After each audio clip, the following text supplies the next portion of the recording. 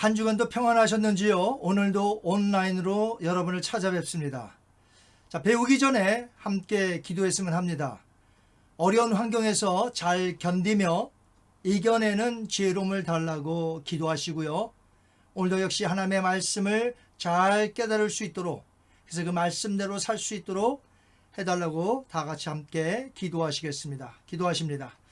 자비로우신 아버지 감사합니다. 오늘도 어려움 속에서 저희를 지켜주시고 하나님의 영광이 드높이며 오늘도 주님만 의지하며 살게 하여 주옵소서. 늘 승리하는 주의 성도들이 되게 하시고 오늘도 말씀을 배웁니다. 주의 영이 함께 하셔서 우리로 하여금 깨달음을 주옵소서. 감사하며 예수님의 이름으로 기도하옵나이다. 아멘. 오늘은 성경의 역사 17번째 순서입니다. 성경 해석, 성령의 조명에 대해서 말씀을 드리고자 합니다. 저는 지난번에 성경 해석에 대해서 살펴보았죠. 오늘도 역시 성경 해석의 두 번째 파트로 말씀을 나누고자 합니다. 성경에 계신 성경이 주어졌을 때에 우리는 그 당시 상황을 고려하여 그 말씀의 원의미를 파악해야 한다고 말씀을 드렸습니다. 그래서 그렇게 파악한 의미가 성경을 읽는 시대마다 살아가는 자들에게 어떤 의미를 주는지 발견해야 한다고 지난 주일날 말씀드렸습니다. 그래서 가장 이상적인 성경 해석 방법은 역사적 문법적 해석이라고 말씀을 드렸고요. 이것이 곧 성경을 성경으로 해석하는 것이 가장 이상적인 방법인 것이죠. 저희 교회 올해 표어가 무엇이죠? 솔라 스크립처라, 라틴어인데요. 이 뜻은 오직 성경, by scripture alone이 되겠습니다. 중세 종교개혁자들은 이 원리에 따라서 성경을 성경으로 해석하게 하는 성경 해석 방법을 취했던 것이죠. 이렇게 성경을 성경으로 해석하게 하는 데 있어서 빼놓을 수 없는 것이 바로 성령의 조명하심을 받는 것입니다. 조명이란 성령께서 죄로 어두워진 우리의 심령을 밝게 비추어 주시어 하나님의 말씀을 깨닫도록 해 주신다는 것이죠. 만약 성령의 조명하심이 없다면 인간은 성경에 대한 지식을 어느 정도는 그냥 지식적으로 알 수는 있어도 여기에 담긴 구원의 진리 자체는 깨닫거나 믿을 수 없다는 것입니다. 여러분 생각해 보시기 바랍니다. 성경 66권의 인간 저자를 감동시키셔서 그 초자연적인 진리를 인간의 언어로 기록해 하신 분이 누구이죠? 성령 하나님이십니다. 성령 하나님이 40여 명의 저자들에게 감동시키신 거죠. 그래서 성령 하나님이 성경의 원래의 저자가 된다는 것입니다. 성령께서 각 저자들을 감동케 하시어 당시에 살고 있는 자들의 인간 언어로 기록된 이 놀라운 진리이기 때문에 읽고 있는 독자들이 만약 성령의 조명이 없이는 이해하고 믿기란 불가능하다는 것입니다. 그래서 세상 지식인들이 우리와 성경을 똑같이 읽는다 해도 우리가 깨닫는 것을 그들이 깨닫지 못하고 구원에 이르지 못하는 이유가 있습니다.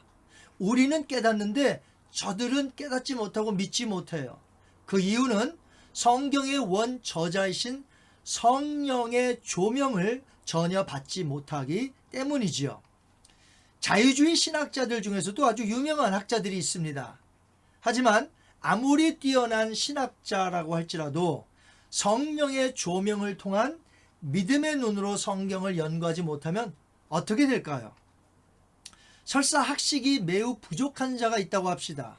학교도 제대로 나오지 못했어요. 하지만 그가 예수님을 믿고 성령의 조명함을 받아 성경을 읽고 깨닫는다면 그 자유주의의 유명한 신학자보다 훨씬 더 그 사람이 나은 거죠.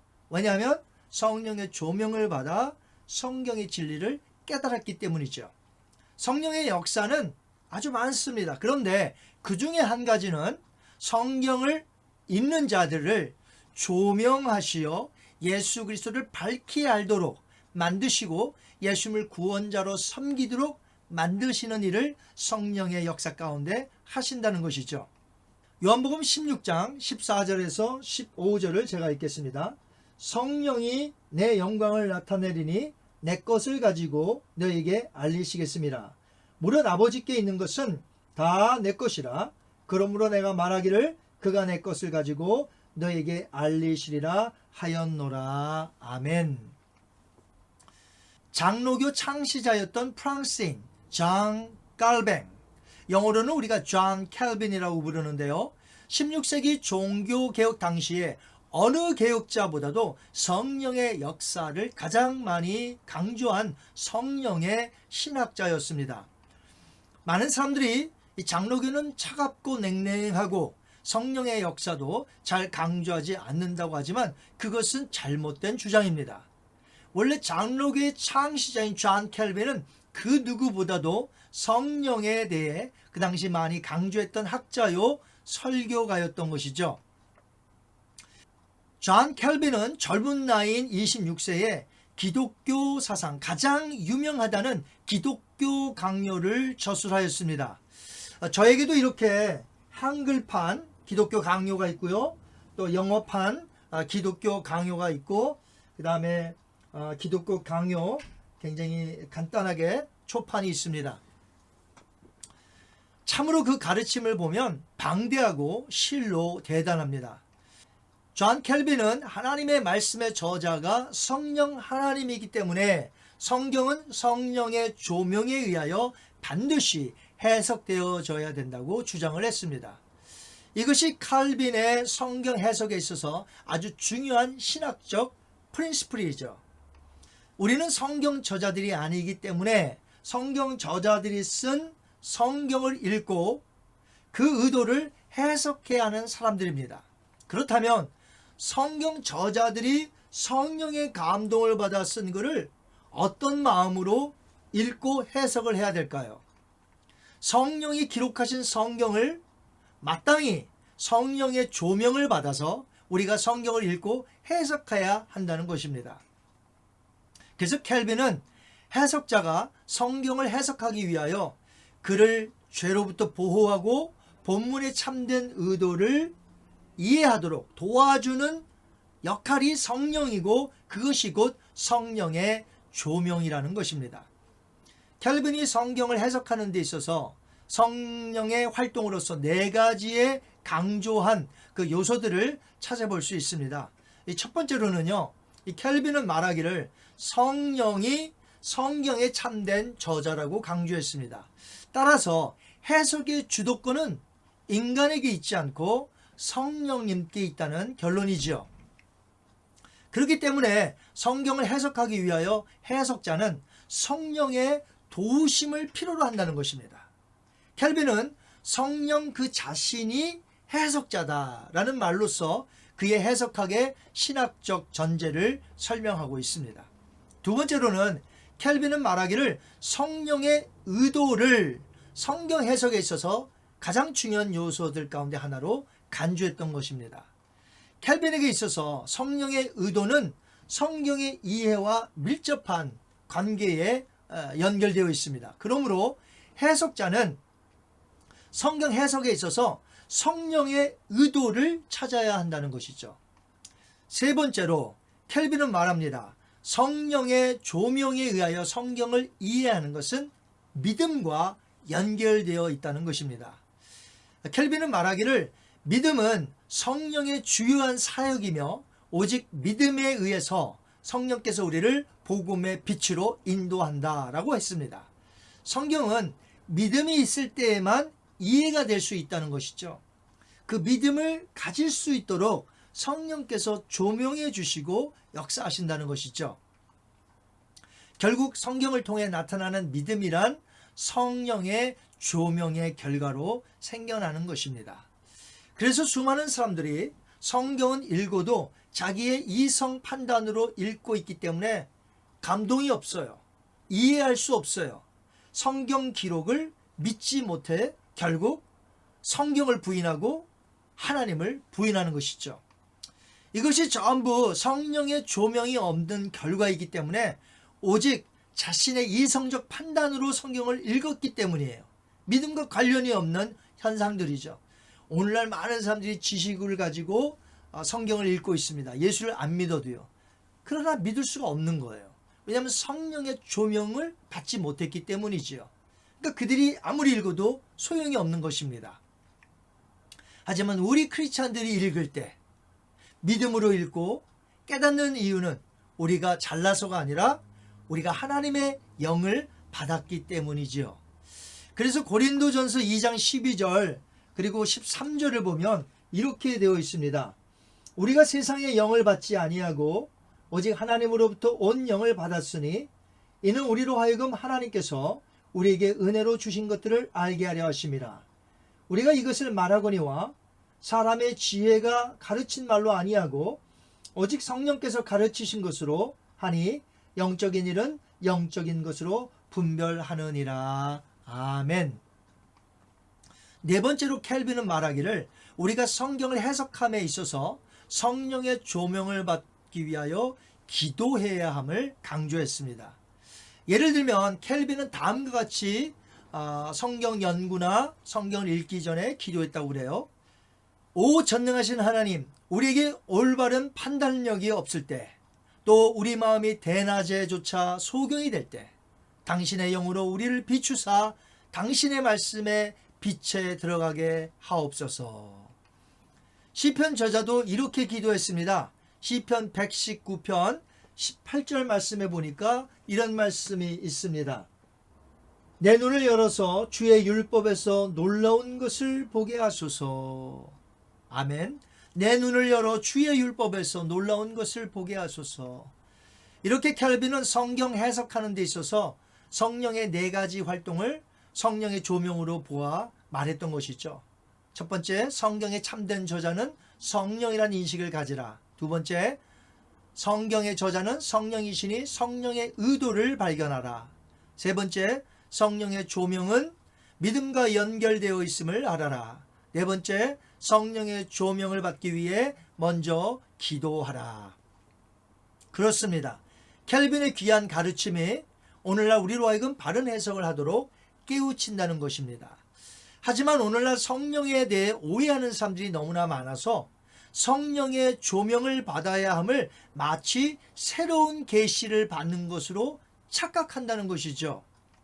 분명히 아셔야 될 것은요, 성령의 조명이란 새로운 계시를 받는 것이 아닙니다.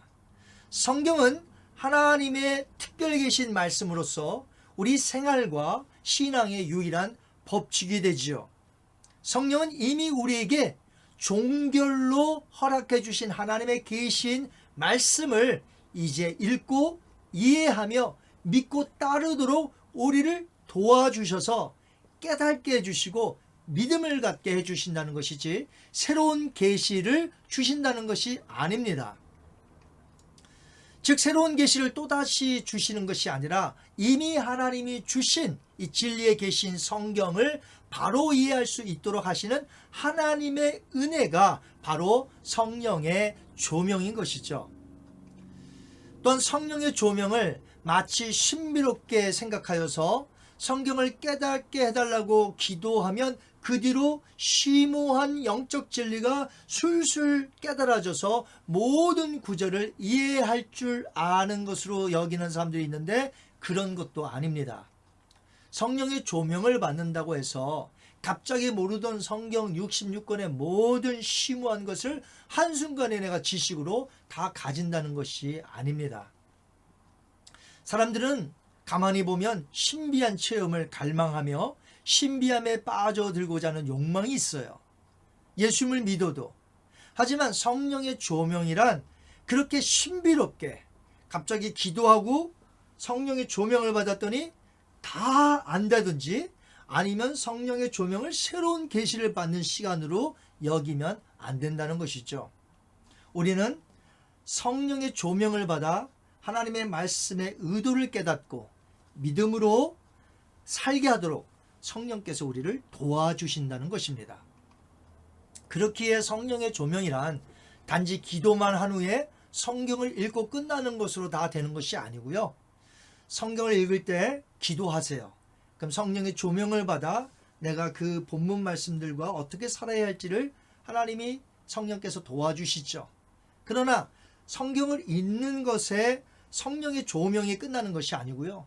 이 말씀은 보다 더 나아가서는 성경을 깊이 사모하며 진지하게 연구해야 한다는 데까지 우리가 나가야 한다는 것입니다. 성경이 나에게 주시는 하나님의 말씀이라고 믿는다면 쓰여진 성경이 계속해서 궁금해지지 않나요? 여러분, 하나님의 말씀이라고 하면, 나에게 주신 하나님의 말씀이라고 하면 내가 성경 말씀 궁금하지 않으신가요? 사람들은 드라마 한 편을 봐도 그 드라마가 재밌으면요, 거기에 푹 빠져서 연속하여 몇 편씩 시리즈로 계속해서 보지 않던가요? 그래서 어떤 사람들은 그 드라마를 보고 또 봅니다. 그래서 너무나 보고 관심 있게 봐서 대사까지 외우고요, 어떤 장면이 어디서 나오는지도 다 알 정도로 그렇게 자세히 본다는 거죠. 성경이 하나님의 말씀이라면 사모하는 마음을 갖고 우리가 믿음을 가지고 깊이 연구해야 되지 않겠습니까? 성경이 하나님의 말씀이라면 믿음으로 보되 깊이 연구해야 한다는 것이죠. 성령께서 성경을 보는 우리들에게 어떠한 마음을 주실까요? 성경을 그저 눈으로 읽고 끝나길 원하시겠습니까? 아니면 이해하고 믿음을 가지고 살 수 있도록 우리 성령께서 역사하실까요? 어떤 마음이라고 생각하십니까? 사도행전에 나오는 베레아 사람들을 한번 생각해 보시기 바랍니다. 그들이 회당에서 바울에게 복음을 듣고 받아들인 후에 어떻게 했지요? 사도행전 17장 11절 말씀을 한번 보도록 하겠습니다. 베레아에 있는 사람들은 데살로니가에 있는 사람들보다 더 너그러워서 간절한 마음으로 말씀을 받고 이것이 그러한가 하여 날마다 성경을 상고함으로 그 중에 믿는 사람들이 많고. 아멘. 바울과 실라가 데살로니가에서부터 베레아로 왔습니다. 그래서 회당에서 복음을 전하자 그들이 듣고 있었는데 사도행전에 보니까 간절한 마음으로 말씀을 받았다고 기록해 놓고 있습니다. 그리고 바울이 전한 예수 그리스도의 복음이 구약과 연결하여 바울이 전했던 것이잖아요. 구약을 지금 전한 것인데 예수 그리스도의 성취를 얘기한 것이죠. 그러니까 베레아 사람들은 유대인들이었는데 구약 성경을 날마다 더 연구하여 이것이 바울이 말했던 예수 그리스도에 대한 복음이었구나 하는 것을 깨닫게 되었고 많이 믿게 되었다는 것이죠. 이것이 어떻게 된 일입니까? 성령의 조명에 의해서 되었다는 것이죠. 간절한 마음으로 구약 성경을 연구했더니 결과는 많은 사람들이 믿게 되었다는 것이죠. 이것이 바로 성령의 조명하심의 결과였다는 것입니다. 우리는 성경을 매일같이 믿음으로 읽어 성령의 조명하심 속에 영적인 성장과 부흥을 가져와야 합니다. 그러나 성령의 조명이란 읽는 것으로만 끝나는 것이 아니라 성경을 더 연구하고 배움으로 더 풍성한 믿음 생활을 할 수 있게 해주는 결과를 가져오게 해준다는 것이죠. 디모데후서 3장 14절에서 17절 말씀을 제가 한번 읽어보도록 하겠습니다. 그러나 너는 배우고 확신한 일에 거하라. 너는 너가 누구에게서 배운 것을 알며 또 어려서부터 성경을 알았나니 성경은 능히 너로 하여금 그리스도 예수 안에 있는 믿음으로 말미암아 구원에 이르는 지혜가 있게 하느니라.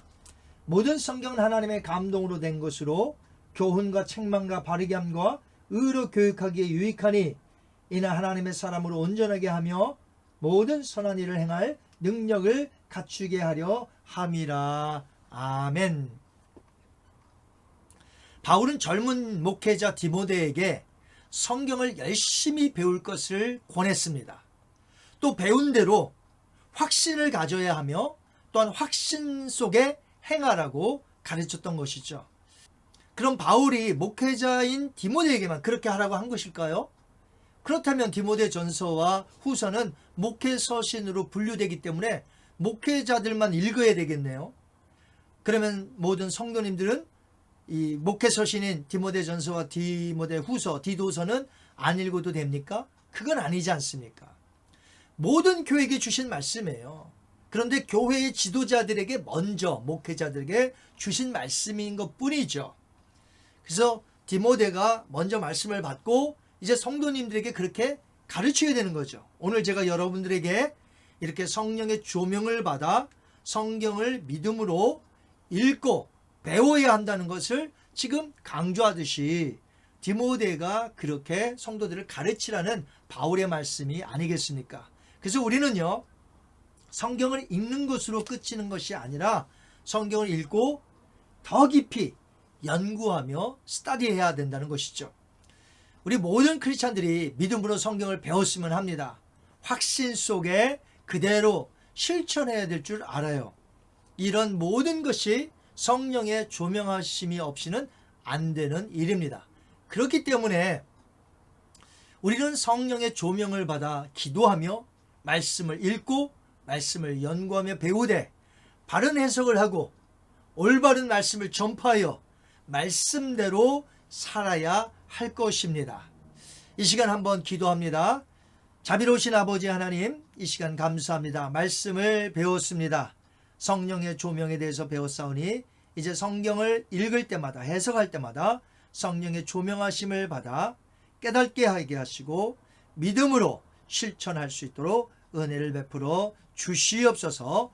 감사하며 예수님의 이름으로 기도하옵나이다. 아멘. 다음 수요일에는 성경의 적용에 대해서 배워보도록 하겠습니다. 원래 오늘을 성경의 적용에 대해서 배우려고 했는데 성경 해석의 두 번째로 성령의 조명에 대해서 배웠기 때문에 다음 시간에 성경의 적용에 대해서 배워보도록 하겠습니다. 한 주간도 건강하시기 바랍니다. 감사합니다.